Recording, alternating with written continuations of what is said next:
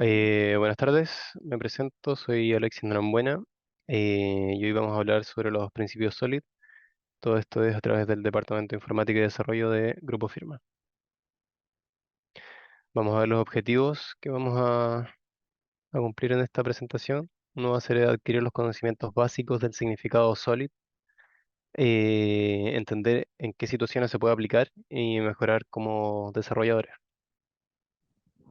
Acá tenemos el Solid como tal. Cada letra tiene su significado. Por ejemplo, la S es Single Responsibility, la O es Open Close, la L es List Code Substitution, la I Interface Aggregation y la D Dependency Inversion. Eh, en la S, que es Single Responsibility Principle o principio de responsabilidad única, dice que este principio sostiene que una clase debe tener una sola razón para cambiar. Esto implica que debe tener una sola tarea o responsabilidad. ¿Qué ventaja nos da esto? Nos da un código más comprensible, eh, poder hacerle un mantenimiento más fácil y menos problemas al realizar modificaciones o refactorizaciones. Acá tenemos un ejemplo de cómo no se aplicaría. Tenemos un usuario con su constructor y sus parámetros de nombre y email. Acá se definen cuáles son. Después se guarda este usuario en la base de datos y luego se envía un email de bienvenida. ¿Qué es lo que pasa? Acá tenemos en una sola clase dos funciones. Entonces, si nosotros queremos solamente guardar un usuario, estamos viéndonos obligados a también enviar el email. Entonces, ¿cómo se soluciona esto? Se se dividen las funciones y se generan dos clases. Una clase usuario que guarda al usuario y otra clase email service que sirve para enviar el email de bienvenida. Y así vas a enviarle el email solamente a los usuarios que tú quieres. Luego tenemos el Open Close Principle o principio de abierto. Tiene que las entidades de software, clases, módulos o funciones deben estar abiertas para su extensión, pero cerradas para su modificación. ¿Qué ventaja nos da esto? Que los módulos funcionen y que las clases se podrán extender sin afectar el código actual.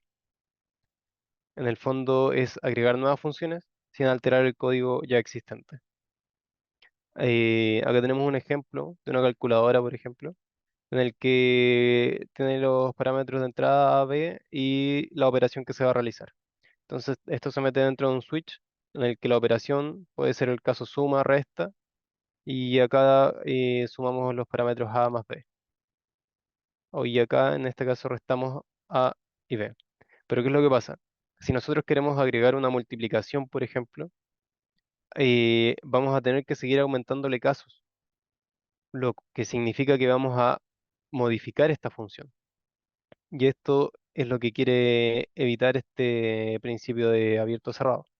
Entonces se generan dos clases en este caso, que sería la suma y otra clase que sería la resta. Y cada una haría esas operaciones por separado. Y si queremos agregar la multiplicación, creamos una nueva clase que se llame multiplicación y esto va a evitar que nosotros modifiquemos la clase que ya tenemos. Esto, todo esto va en base para evitar errores. Luego tenemos el Liskop Substitution Principle o principio de sustitución de Liskop, que Liskop es el que hizo los libros de Clean Code. Este principio dice que las subclases deben ser sustituibles por sus clases bases. Es decir, los objetos de una clase deben poder ser reemplazados por objetos de una subclase sin afectar a la corrección del programa. Que al usar una clase padre también se debería poder ejecutar las clases heredadas. ¿Qué nos asegura esto? Que las herencias van a ser seguras y validadas. Acá tenemos un ejemplo de cómo no se aplicaría. Tenemos la clase figura que tiene el constructor que solicita el ancho y el alto. Acá se da el ancho y el alto. Después, para obtener el área, ejecuta la función getArea. Entonces multiplica el ancho por el alto. ¿Qué pasa con el caso de un cuadrado? Puede llegar alguien y decir, sabes, yo tengo un cuadrado que extiende de la figura, porque claro, el cuadrado es una figura, pero para sacar el área del cuadrado tú solamente necesitas el lado. Entonces en el constructor de cuadrado solamente te solicita el lado. Con el super llamas al constructor y declaras el ancho y alto como lado y lado. Entonces tienes que volver a setear los datos diciéndole que el ancho va a ser igual al lado y el alto va a ser igual al lado. Si tú no agregaras esta función extra, no te funcionaría. Se te caería esta función, o sea, esta clase. Entonces, ¿cómo podemos evitar eso? Eh, Manteniendo siempre la misma semántica. Por ejemplo, aquí tenemos la clase de figura, tenemos el constructor con el ancho y el alto, se setea el ancho y el alto, se saca el área. Y cuando quieres trabajar un cuadrado, en vez de modificar los parámetros con los que vas a trabajar, sigues trabajando siempre con los mismos. Entonces, tienes tu constructor de cuadrado con el ancho y el alto, y llamas al constructor de la clase que extiende con el super, y le seteas ahí el ancho y el alto, y ahí te va a dar el resultado correcto sin tener que extender el código tanto y manteniendo la misma semántica que llevas hasta ahora. El Interface Segregation Principle o principio de segregación de la interfaz. Este principio establece que ninguna clase debería ser forzada a implementar interfaces o métodos que no va a utilizar. ¿Qué quiere decir esto? Que es mejor tener muchas interfaces en lugar de una sola interfaz general. Con esto se evita que las clases o funciones estén obligadas a implementar métodos que no son necesarios. Acá tenemos un ejemplo. Tenemos la clase animal y cada animal, digamos que tiene una función que vendría siendo comer, dormir, volar o nadar. Pero ¿qué es lo que pasa? Y dentro de volar, puede que esa función te requiera un parámetro de alas, por ejemplo, o de nadar el de aletas, un ejemplo. Entonces, si tú tratas de aplicar eso a un perro, a un animal que sea perro, que extiende de animal, y tratas de ejecutar esta clase, no te va a funcionar porque al momento de llegar a volar y al momento de llegar a nadar no vas a cumplir con los requisitos. Entonces, no te va a funcionar esa clase. Entonces, ¿cómo evitamos eso? Haciendo que la clase animal solamente tenga dentro de sus funciones la lógica genérica, lo que va a tener todo. Todos los animales comen, todos los animales duermen, ¿cierto? Entonces, a partir de eso vamos a extender una clase ave que va a extender de animal y esas aves van a poder volar. Y en el caso de los peces es lo mismo. Peces va a extender de animal y esos peces van a poder nadar. Y así estamos evitando tener que pasar por procesos que no son necesarios para lograr el mismo objetivo. Luego tenemos el Dependency Inversion Principle o principio de inversión de dependencia, que este principio establece que los módulos de alto nivel no deben depender de los módulos de bajo nivel, y ambos deben depender de abstracciones. Además, las abstracciones no deben depender de los detalles, y los detalles deben depender de las abstracciones. En resumen, es hacer un código no dependiente, que evita que tus funciones sean dependientes, lo que se traduce en menos errores al momento de realizar cambios. Acá tenemos un ejemplo. Por ejemplo, tú tienes una clase MySQL Database que guarda los datos en MySQL. Entonces, cuando tú quieres registrar un usuario, llamas a esta clase MySQL Database y guardas al usuario. Pero ¿qué pasa si en algún momento determinado tú quieres pasar esto a Mongo? No te va a funcionar porque esto está establecido solamente para MySQL. Entonces tú creas una clase genérica de database que guarda los datos de manera genérica para cualquier base de datos y al momento de tú querer guardar un usuario, tú en el constructor llamas al database. Y aquí tú puedes decirle que va a ser Mongo, MySQL o lo que sea y siempre te va a guardar los datos. Siempre te va a guardar el usuario sin colocar un error. Y bueno, eso sería la presentación de los principios SOLID. No sé si tienen algunas preguntas, algunas dudas. Yo tengo una pregunta, Alexis. Dime. Creo que no entendí muy bien lo que significaba la L, creo que era. La L, a ver. El principio de sustitución de Lisp. Ese. Sí. Sí, bueno, eso va más que nada en las herencias. Eh, Trata de decir que si tú tienes una clase padre, que vendría siendo en este caso figura, y tienes la clase hijo, que sería cuadrado, tú tienes que diseñar la clase hija de tal manera que si tú la ejecutaras directamente en la clase padre, también funcionaría. No sé si me explico, a ver. Acá. Eh, Acá tenemos el ejemplo que está mal. Voy a poner-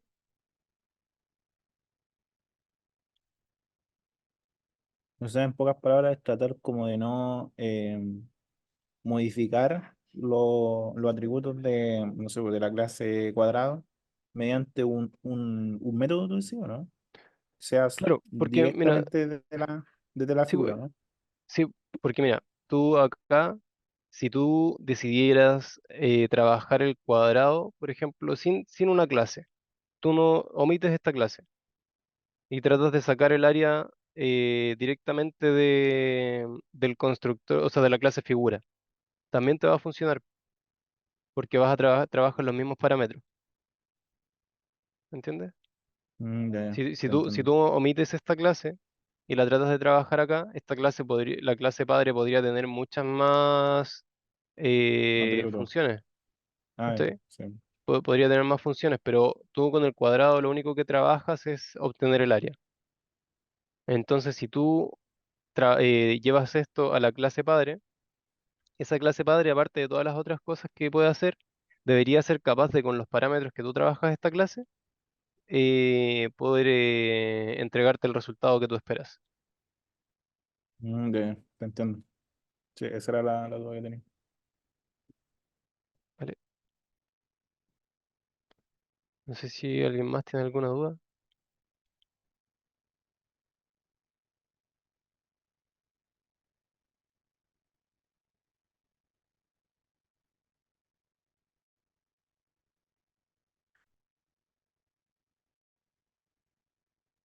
Oye, igual está bien brígido el tema, ¿no? O sea, igual Sí, como bueno, esto lo es básico. más, sí, es más que nada una guía, Mm.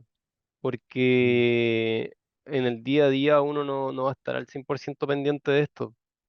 Entonces, tienes que llevar, para poder usarlos, tú tienes que tener bien claro, por ejemplo, el alcance de tu proyecto.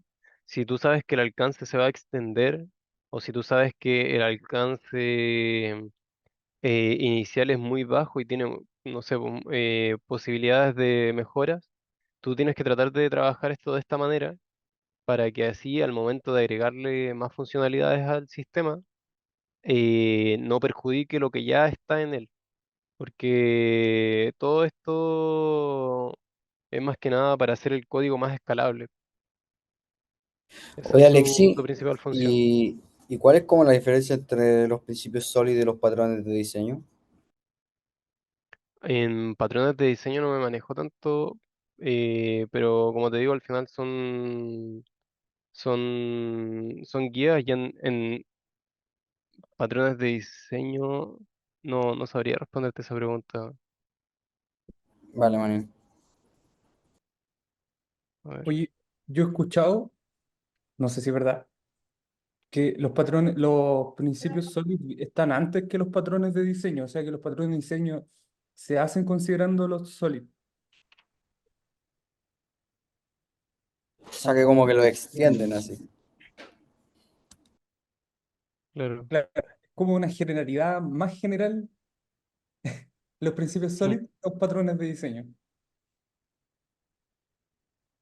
O Lo sea, que lo que cacho, yo... ¿Se escucha, no? ¿sí? Sí. Ya, lo que yo sé, bueno, lo que sé yo de patrones de diseños es que, bueno, al igual que también los principios SOLID son buenas prácticas, siempre en lenguajes orientados a objetos, ¿cachai? Eh, ¿A qué voy con esto? Es que los patrones de diseños te guían como el crear, no sé, hay tipos de patrones, lo que son los de creación, los que son de como de funciones. Por ejemplo, en creación está el singleton y el prototype. El singleton te asegura que, bueno, que al crear tú un objeto de una clase en particular, solamente esté ese objeto en la ejecución del sistema, para que no hayan tantas instancias utilizando la memoria del equipo. Hace que sea más óptimo el sistema, pero también tiene sus desventajas. Por ejemplo, el principio de singleton te asegura una instancia en ejecución de un objeto, pero también si tienes una lista de objetos de la misma clase, ya no funciona muy bien el singleton, porque siempre te va a setear el mismo objeto. O sea, se configura en este caso el constructor de tal forma que el constructor esté privado. Segundo, que el constructor vea si tiene una referencia ya hecha con la instancia de la clase y si está hecha, la setea. Setea los parámetros para que quede el nuevo objeto, pero en sí no es un nuevo objeto, es un objeto con las nuevas propiedades solamente. También hay patrones de diseño enfocados a comportamientos y etcétera. Son como buenas prácticas, pero siempre como orientados a objetos.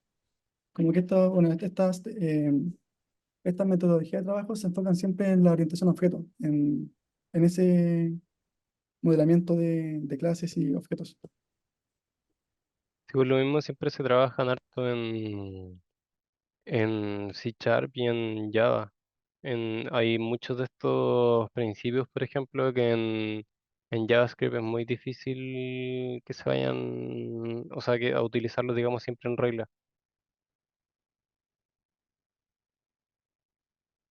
Por lo mismo siempre se toman como una referencia y así poder mejorar, digamos, nuestra escalabilidad en el código, pero tampoco complicándolo mucho.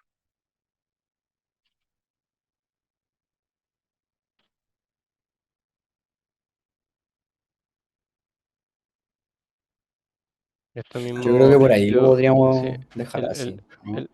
el mismo principio de sustitución del isScope se ocupa súper poco en JavaScript, porque de la clase de padre voy a después llamar las funciones, ¿no? Entonces se ocupa poco la extensión.